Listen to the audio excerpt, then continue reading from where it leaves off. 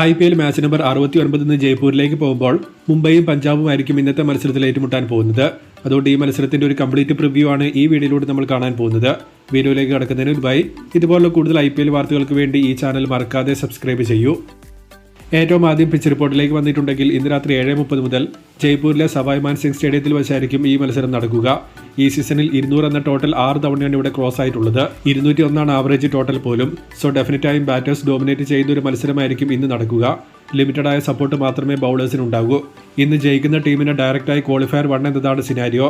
ഇന്ന് ആര് ജയിച്ചാലും അവർ ഒന്നാം സ്ഥാനത്തേക്ക് പോകുന്നത് കൊണ്ട് ഗുജറാത്തിനും ബാംഗ്ലൂരിനും ആര് ജയിച്ചാലും പ്രശ്നമല്ല.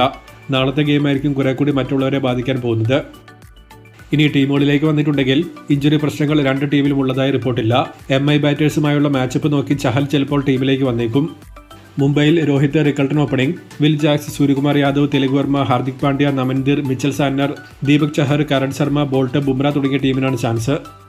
പഞ്ചാബിൽ Priyansharya, Prabhsimran opening, Josh Inglis, Shreyas Iyer, Nehal Wadhera, Shashank Singh, Marcus Stoinis, Omarzai, Marco Jansen, Brar, Arshdeep Singh, Chahal അല്ലെങ്കിൽ പ്രവീൺ ദുബെ തുടങ്ങിയ ടീമിനാണ് ചാൻസ്.